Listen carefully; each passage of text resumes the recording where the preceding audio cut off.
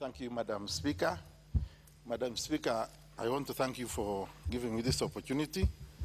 And I also want to thank the members who stood by me when I moved the motion. I would like to express my displeasure and my pain for the kind of insecurity that the Kenyans are experiencing, not only my constituency, but I think across Kenya.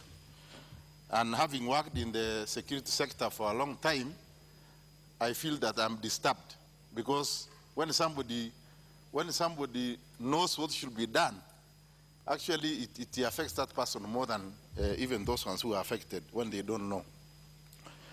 Madam Speaker, security is like it has collapsed. It's almost collapsed, actually, systems in this country. Why? Because whenever you go to report an incident, whenever an incident happens, when you go and report it, nobody takes action, unlike before. The buck stops at nobody. You just go there, people are killed, property is stolen, and nobody cares.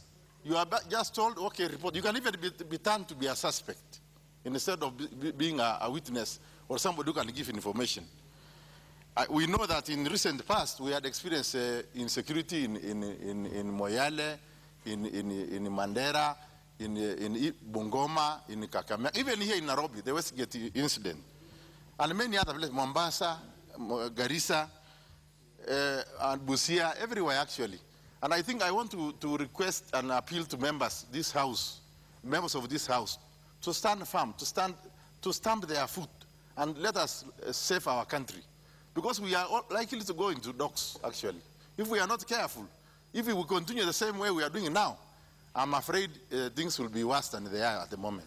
So I think we need to, as a house, we need to put initiative in place that can assist us to chart way forward to save our country from collapsing into total insecurity. Kenyans are buying firearms because, yeah. See you on intervention, Honorable.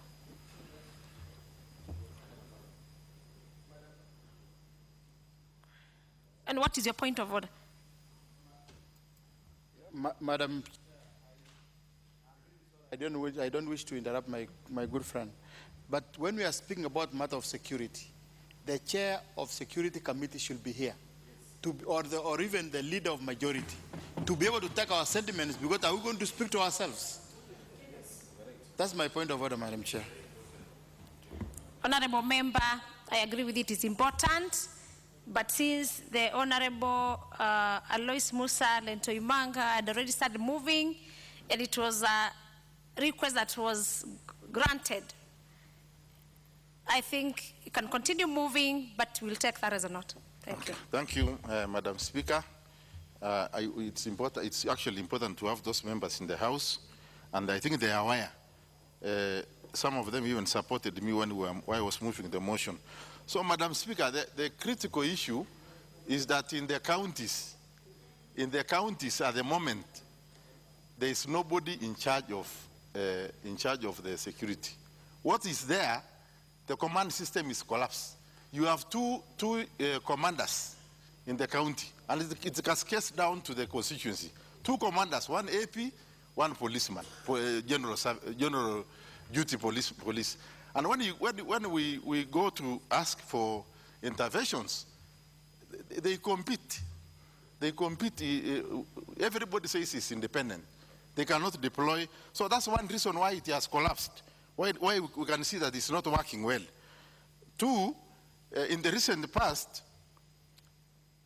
even the county commissioner, who is supposed to be the chairman of the security committee, is also not so much in charge, because it's like these two sectors, two departments in the police force are unable to agree, and so hence they cannot actually assist the counties to us. Cattle rustling in northern Kenya has really increased. In the recent past, it has even heightened because of this conflict between our security agencies. I want to bring to the attention of the House that I have several incidences which which have taken place, especially in Samburu County, and especially in Samburu North, which have not been responded at all. And children have been killed, even school children have been killed, and no arrests are made. Nobody follows even the livestock which are stolen. It's just left like that. So there are so many outstanding cases that we don't know where to run to get assistance. And I want to enumerate them so that I can give members the opportunity to also to ventilate. I want to say that in the last 2 months, for example, on 24th August, in the night of 24th August, 5 armed men invaded Amanyata in Baragoi town, and it's near the DC's office, just next to the DC's office. And they killed and armed an innocent young person called Lelesit. On 25th, in Maskita village in Doto ward, 6 armed men raided and invaded Amanyata in the night and stole camels and shot and critically injured a 14-year girl from a family called Le Maron. The girl is still in the hospital in Maral, is receiving treatment. 2 months down the line, the parents have nothing to even to pay for the hospital bill. On 31st August, another group of armed men stole 106 goats belonging to somebody called Lowasa Emuria, just next to the secondary school, about 2 kilometers from the town. On 16th September, another armed man raided cattle and 3 kilometers from the town and the police station, and on the process of shooting the others, they seriously injured a 14-year-old boy who is still in the hospital now. On 18th September, another group of armed fellows stole 3 cows from a village in a place called Kelesua. Those animals have never been recovered. Nobody followed them. On 22nd September, 56 cows were also raided by armed bandits in a place called Lonjorin in South or Niro Ward. The herders, belonging to herders from the Singran family, were shot and critically injured. They are in Wamba Hospital receiving treatment. No follow-up, no arrest, no recovery was done of those animals. They have gone. On 26th September, 2 young boys who were riding a motorcycle from Southward to Baragoi were also attacked. They were innocent. They were just riding a motorcycle. It's about 2 kilometers from the town, Baragoi, and they were shot. They are in Nakuru receiving treatment. No arrests have been made. Nothing report has been made, but nobody follows these incidences. On 28th of September, a 13-year-old young boy was also killed near the police station, police camp in Baragoi, and next to the secondary school. 50 goats were stolen. The last one on 2nd October, this is the most recent, 40 armed raiders invaded Amanyata in a place called Suyan and killed 2 herders, 16-year-old boy from family of Leguarani and 47-year-old man from Lentiro family. Consequently, 300 cows, 700 goats, 80 camels, 32 donkeys were stolen. 3 herders were also critically injured and are currently receiving treatment in the hospital. Why does this happen? It is shame because a government cannot recover firearms stolen by, you will remember the Baragoi massacre. It is still outstanding. It is still fresh in our minds. 50 policemen were killed. 50 rifles were taken, including 2 HK-11, including grenade. Nobody bothered about it to follow up these issues. Even the government itself was hurt. It was attacked, and they don't care. These firearms are the ones which are being used now to cause atrocities to Kenyans. And these firearms are also coming here to Nairobi. So I don't think we are just complaining because of Samburu County, but they go to Kakamega, those firearms. They go to Garissa. They go to Nyeri, or they can even go to Nakuru, because human beings move. They travel. So that's why I was appealing that this House, this 11th Parliament, should rise up and try to address this issue, because it's like the executive is not really serious about what's going on in Kenya, and it is going to spread. Actually, it's already spreading. We need to do something. And I remember my chairman when we were in Mombasa. I remember him. He made a lot. He made very critical suggestions when we were in Mombasa during our retreat. So, Madam Speaker, I want to stop there so that we continue. But my conclusion is that we need to do something. Thank you. Honorable Ntumaga, for asking the House to adjourn for this very, very important matter for our country. Madam Speaker, I want to dwell very specifically on the Baragoi massacre.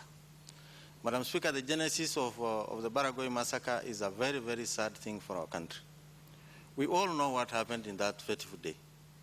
Very noble people coming from across our great republic went after bandits, tribal criminals who've stolen livestock to try and recover those livestock. But Madam Speaker, what happened is something that is very sad. They were ambushed, and 50 plus of our great men in the service of our country were killed. Madam Speaker, not only did these people kill these great men, who are family members, who are brothers to many of us, who are relatives to many of us, but they also took their firearms.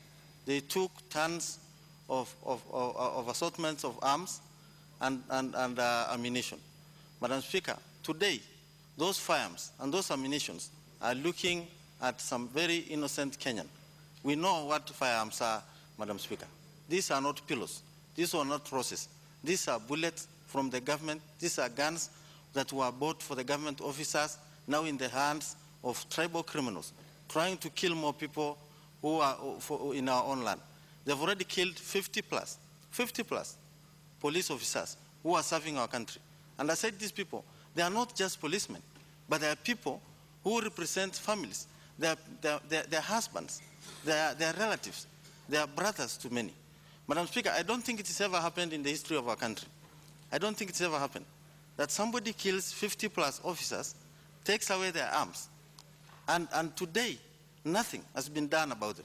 Madam Speaker, we know what happened the following day during recovery. There are very sad stories that have been told by people who went there the following day. After 50 plus officers were killed, no government response, nothing, not even a plane was sent to that place. We know who rescued the few policemen that were rescued. They were rescued by simple herdsmen from the Samburu tribe. Simple herdsmen. In fact, there is a story, and this is a true story, of a senior AP personnel from Ukambani who had a cell phone. He spent 3 days with a very small injury, calling every day to the police station for him to be rescued. But nobody dared to go and rescue him. The great government of our country never dared to rescue an officer who went there in the service of our nation. That man is dead today. We have widows, we have children, and we have people in Ukambani somewhere asking what happened to their husband. We have heroes of that day. We have a small boy who literally carried an OSPD because OSPD would not work anymore. And that boy is small. He carried an OSPD weighing several times his weight. It took him, but that boy has not been mentioned in the heroes, in the books of our history. He is not mentioned. We have people who took their cars and took the risk to collect officers, and some of them are alive today because of that guy. There is a guy from somewhere in Kalenjin who is alive today because a few Samburu men, Tom Lekesike, Raisi Latura, Tom Leromore, and Wilma Lechori took risk to pick that guy and took him to hospital when the government could not. Madam Speaker, it is sad because many months after Baragoi massacre, those arms are still in the hands of the criminals. The government has gone down so much because you know what is happening. The government went on asking these criminals that, look, forget about the people you kill. Just forget about them. How noble they were, how good they were to our country, what service they were offering for our nation. But just forget. Forget that you are a killer. But just give us the firearms. That's what the government said. Just give us the firearms. You know what this criminal said? You didn't give us the guns.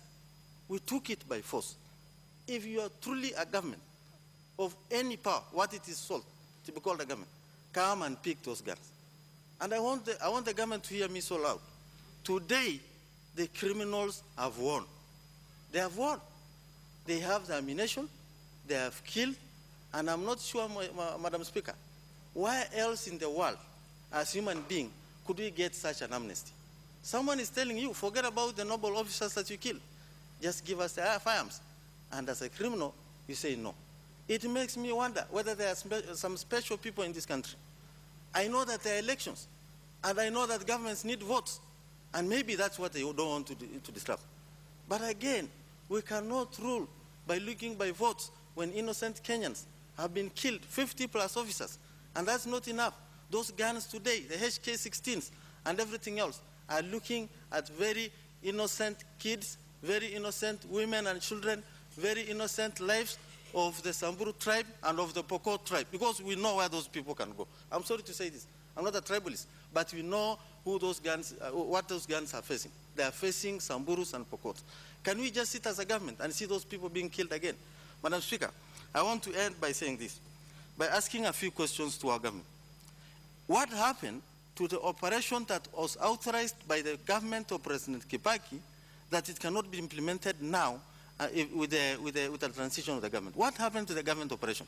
When is this government operation going to be implemented? At least to recover those guns. Forget about our great men who died, who come from across our land, across our republic. Forget about the people. But when can the government at least get those guns? Question number 2, Madam Speaker. What can we tell as a country, those orphans who live everywhere? They're in Kiambu, they're in Nyanza, they're in every part of our country are those officers. What can we tell those families? That the government is so weak that a bunch of criminals can kill their relatives, their breadwinners, and 6 months down the line, the government cannot even recover the firearms of those people? Another question that's very important, Madam Speaker, to this debate. What precedents are we setting as a country? What are you telling our tribal people? What are you telling those tribes that are armed with illegal firearms? That you can kill anybody in government.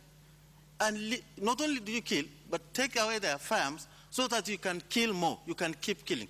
Is that a precedent that you want to set as a country, as a very important republic that we are, as in a country that I love so much, that an officer who works for the government can be killed, the firearms taken, and nothing happens? Is that what you want to do as a government?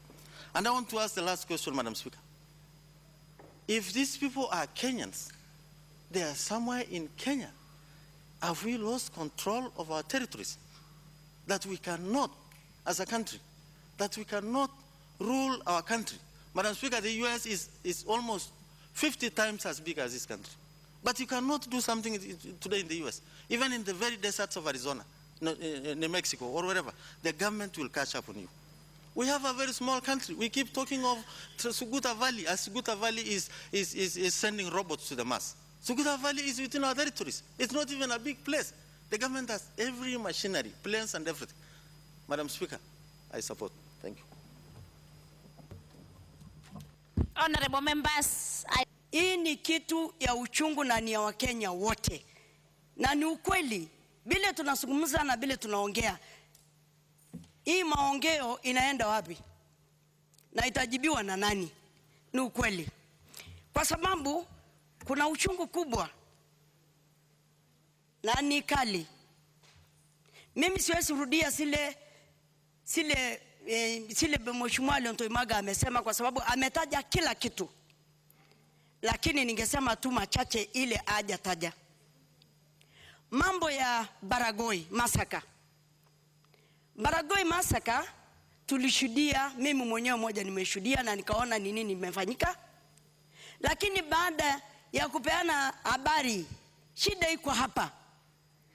Mimi naweza sema, Madam Speaker, mimi ni moja pia, wakati unapeana habari, yani kuulizana nini imefanyika, nikapelekwa shahidi office. Kwa sababu kwa nini umeongea? Kwa sababu kwa nini umetaja? Madam Speaker, Ikiwa watu wako wanakufa na unaona hata mpaka mtoto wa dada yako, mtoto wa ndugu yako, hata kama ni nani na uko leader, utanyamaza? Sasa mimi ningesema hivi, tungeomba hivi, tuko kwa serikali, hatuko nje ya serikali, na Kenya ni yetu na hakuna bali tunaenda. Hii Kenya ni yetu na lazima tuseme ukweli, itengenezwe na irekebishwe.